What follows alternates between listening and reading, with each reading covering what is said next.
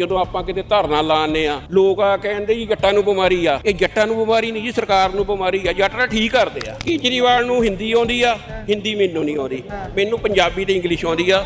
ਇਹ ਕੇਜਰੀਵਾਲ ਨੂੰ ਇਹੀ ਗੱਲ ਕਹਾਂਗੇ, you destroy the Delhi, now you come and destroy the Punjab. ਤੂੰ ਦਿੱਲੀ ਯਾੜ ਦਿੱਤੀ ਆ, ਤੂੰ ਪੰਜਾਬ ਜਾਣ ਲੱਗਾ। Please go back to Delhi, leave the Punjab alone, leave the farmer alone. Simon go back ਦੇ ਨਾਰੇ ਲੱਗੇ ਸੀ, ਕੇਜਰੀਵਾਲ ਗੋ ਬੈਕ ਜੀ। ਹਾਂਜੀ, ਗਾਉਣ ਵਾਲਾ ਕਹਿੰਦਾ ਮਿੱਟੀ ਵਾਜਾਂ ਮਾਰਦੀ, ਕੋਈ ਕਹਿੰਦਾ ਪਿੰਡ ਦੀਆਂ ਗਲੀਆਂ, ਕੋਈ ਕਹਿੰਦਾ ਪੰਜਾਬ ਦਿਲ ਦਵਾ। ਆ ਜਾਓ ਜੀ, ਹੁਣ ਮਿੱਟੀ ਵਾਜਾਂ ਮਾਰਦੀ ਆ, ਹੁਣ ਮਾਰਦੀ ਮਿੱਟੀ ਵਾਜਾਂ।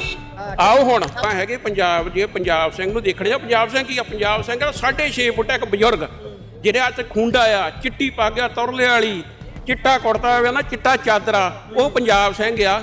ਤੇ ਪੰਜਾਬ ਸਿੰਘ ਦੇ ਆਪਾਂ ਆ, ਤੁਸੀਂ ਆ, ਮੈਂ ਆ, ਸਾਰੇ ਆ ਦਿਲ ਬਾਹਾਂ। ਤੇ ਪੰਜਾਬ ਸਿੰਘ ਦਾ ਪੱਗ ਕੀ ਆ? ਪਿੰਡ, ਜ਼ਮੀਨ। ਜੇ ਜ਼ਮੀਨ ਨੂੰ ਹੱਥ ਨਹੀਂ ਪਾਇਆ, ਪੰਜਾਬ ਸਿੰਘ ਦੀ ਪੱਗ ਨੂੰ ਹੱਥ ਪਾ ਲਿਆ। ਤੇ ਜਦੋਂ ਕਿਸੇ ਦੇ ਪਿਓ ਨੂੰ ਪੱਗ ਹੱਥ ਪੈ ਜਾਵੇ ਜੀ, ਤੁਸੀਂ ਵੀ ਪਤਾ ਵੀ ਕੀ ਕਰਦੇ ਆ। ਅਰੇ ਬੇਬੇ ਦਾ ਤੇਰੀ ਹਰ ਜਗ੍ਹਾ ਕਹਿੰਦੀ ਕਿਸਾਨ ਦਾ ਪੁੱਤਰ ਆ।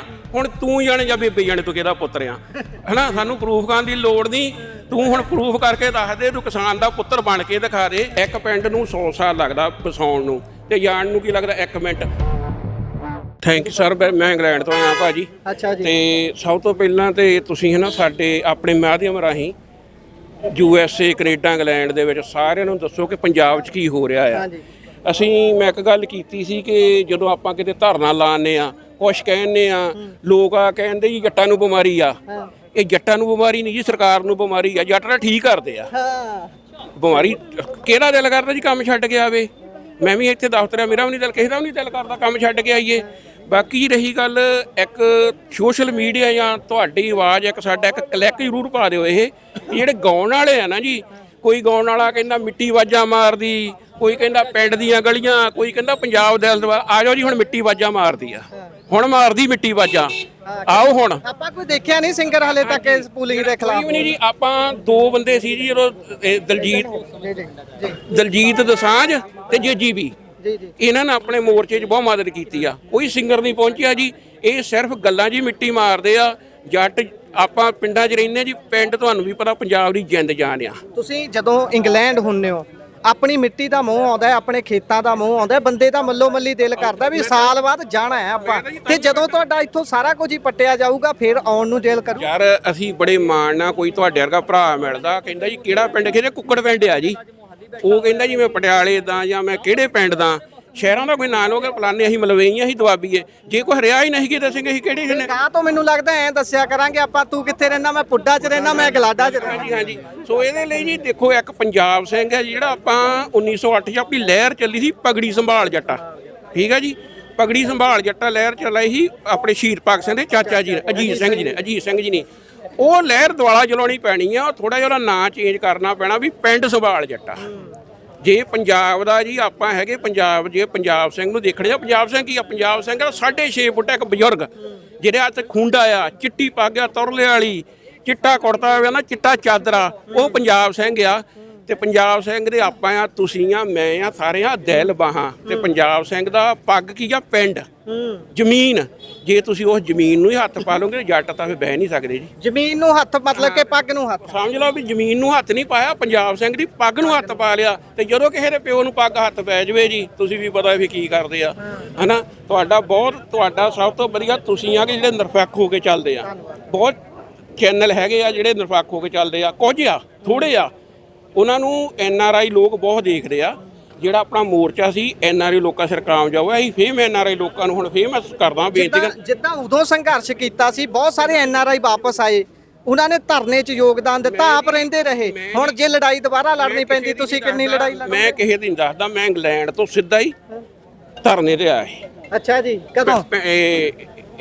ਜਦੋਂ ਧਰਨਾ ਲੱਗਾ ਸੀ 22 ਹਾਂ, ਸਿੱਧੇ ਧਰਨੇ ਤੇ ਆਇਆ ਸੀ। ਮੈਂ ਧਰਨੇ ਤੇ ਆ ਗਿਆ, ਵੀਰ ਜੀ ਖੜਾ ਸਾਡੇ ਪਿੰਡ ਦਾ, ਸੁਖਵੀਰ ਸਿੰਘ ਪ੍ਰਧਾਨ ਸਾਹਿਬ, ਇਹਨਾਂ ਕੋਲ ਆਇਆ ਸੀ ਮੈਂ।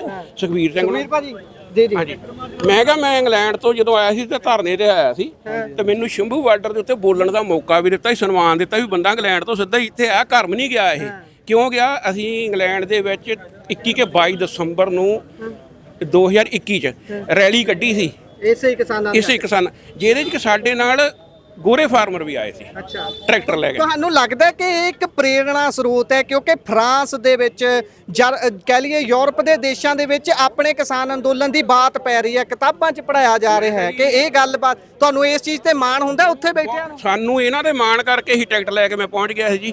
ਮੇਰਾ ਦਿਲ ਕਰਦਾ ਸੀ ਕਿ ਮੈਂ ਜਾ ਕੇ ਦਰਸ਼ਨ ਕਰਾਂ। ਮੈਂ ਭਾਜੀ ਉਦੋਂ ਜਦੋਂ ਆਇਆ ਮੈਂ ਕਿਹਾ ਇੱਕ ਸਾਡੇ ਅਕਾਲ ਚੈਨਲ ਚੱਲਦਾ ਜੀ ਉੱਧਰ ਇੰਗਲੈਂਡ 'ਚ, ਉਹਨਾਂ ਨੇ ਆਪਣੀ ਕਾਫੀ ਜਾਣ ਪਛਾਣਿਆ।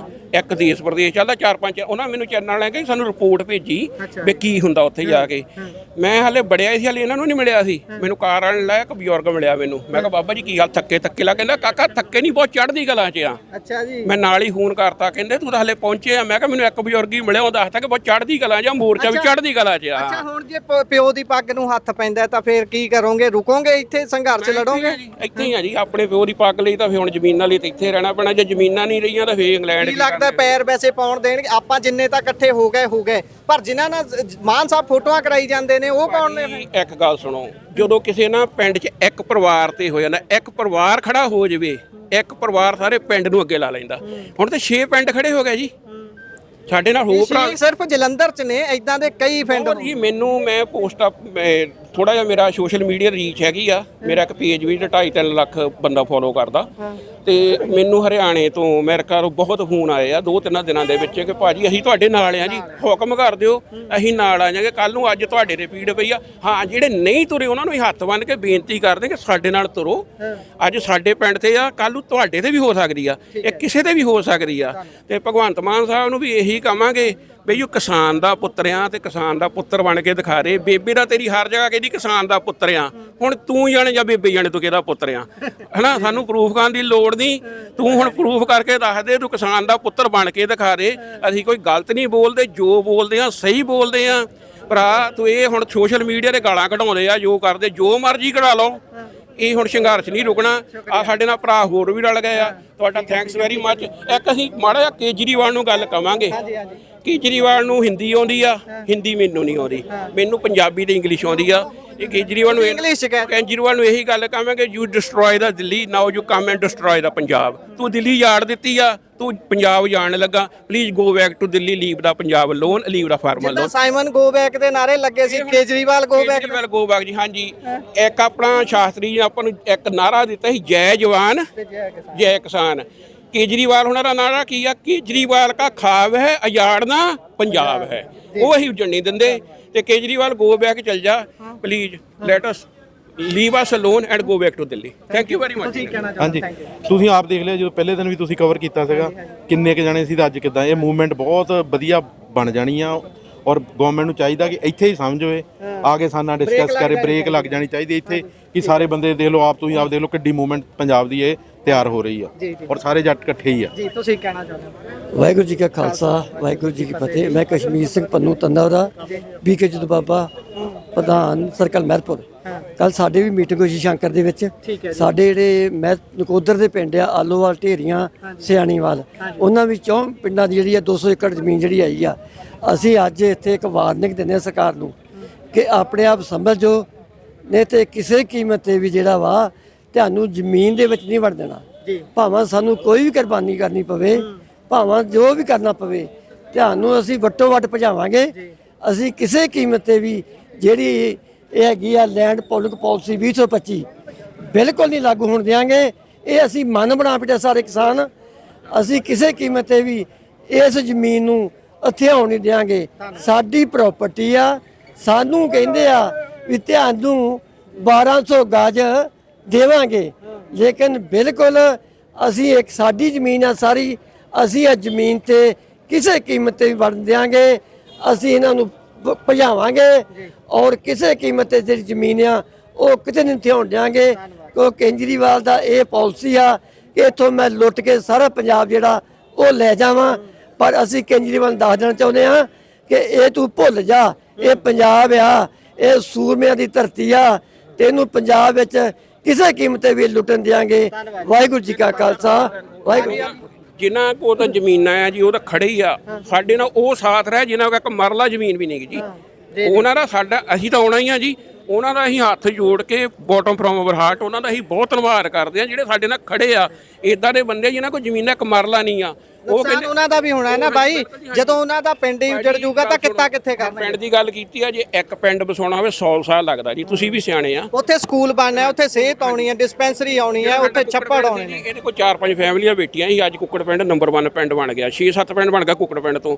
ਇੱਕ ਪਿੰਡ ਨੂੰ 100 ਸਾਲ ਲੱਗਦਾ ਵਸਾਉਣ ਨੂੰ, ਤੇ ਜਾਣ ਨੂੰ ਕੀ ਲੱਗਦਾ 1 ਮਿੰਟ। ਹੁਣ ਇਹ ਹਵੇਲੀਆਂ ਬਣਾਈ ਜਾਂਦੇ ਆ, ਅਸਲੀ ਹਵੇਲੀਆਂ ਬਣਾ ਕੇ ਨਕਲੀ ਹਵੇਲੀਆਂ ਲਾਈ ਜਾਂਦੇ ਇਹ, ਸਮਝਦੇ ਆ, ਹੈਨਾ। ਚਲੋ ਥੈਂਕ ਯੂ ਭਾਜੀ, ਨੈਕਸਟ ਟਾਈਮ ਤੁਹਾਡੇ ਨਾਲ। Thank you.